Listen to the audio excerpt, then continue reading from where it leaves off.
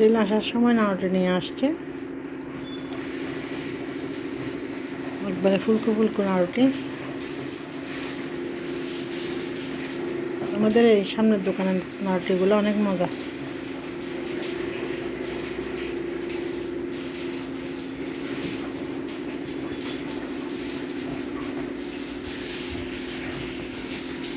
গরুর মাংসের ঝোল দিয়ে খাবো।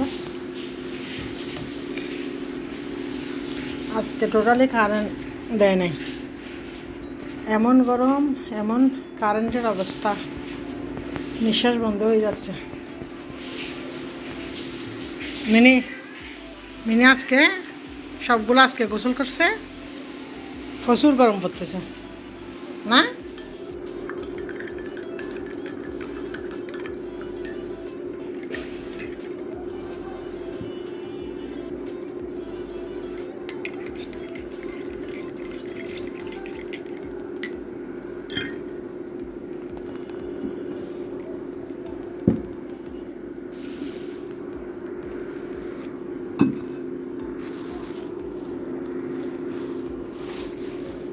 ওরা মাংস হয়েছে দুজনে, না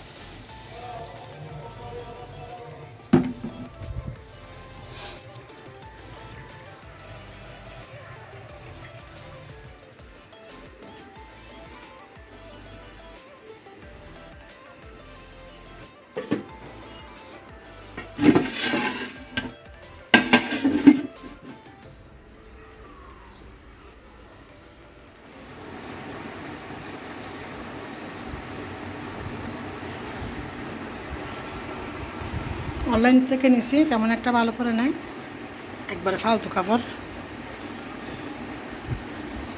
এটাও পুরা ঘর দুয়ারগুলা গুছাই পরিষ্কার করে নিলাম।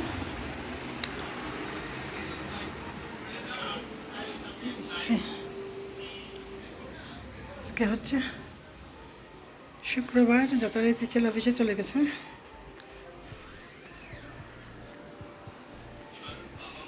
আমি যাচ্ছি না তো, আমি বলছি যাবো।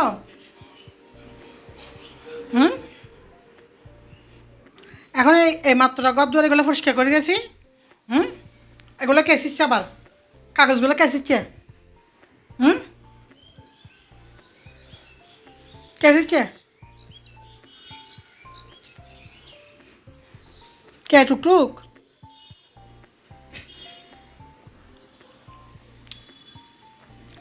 একটা কাপড় এগুলো দেবো, মেয়ে দুষ্টামি করে না তো।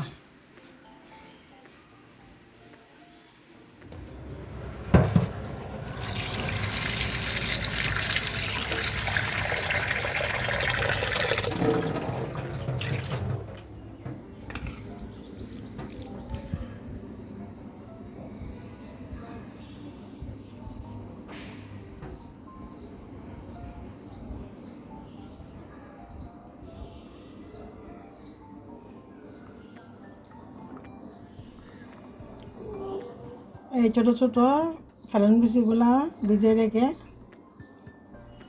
তারপর এক রাত ডিপ ফ্রিজে রাখলে খুব সহজে কষা ছাড়িয়ে নেওয়া যায়। একটু নর্মাল হোক, তারপর এগুলো ছিঁড়ে নেব।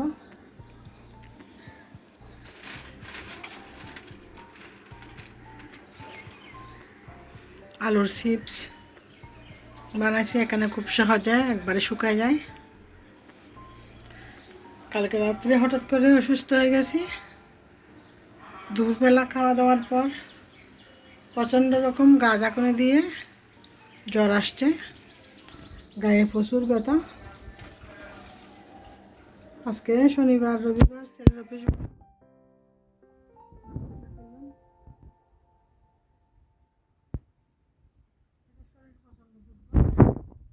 যেমন শরীরের মধ্যে জ্বালা পোড়া তেমন হচ্ছে গা হাত জ্বর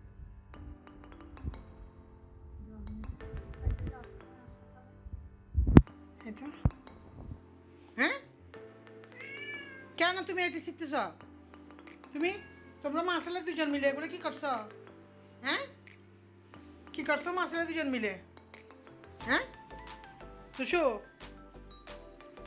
তুমি কিন্তু অনেক ফসায় গেছ তুষু মিনিকে চাদর করে দাও মিনিকে চাদর করে দাও গুড গাল তো দুজন দুষ্টুমি করে না তো আসসালামু আলাইকুম আপনার সবাই কেমন আছেন যে যেখানে আছেন সুস্থ আছেন নিরাপদে আছেন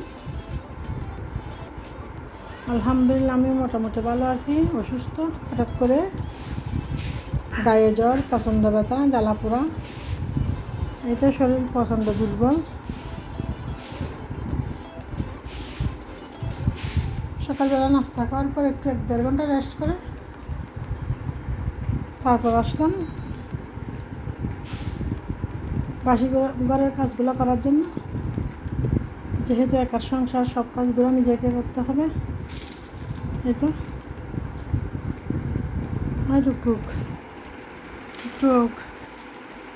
টুক এত অসুস্থ হয়ে গেছি যার কারণে গতকাল ভিডিও দিতে পারিনি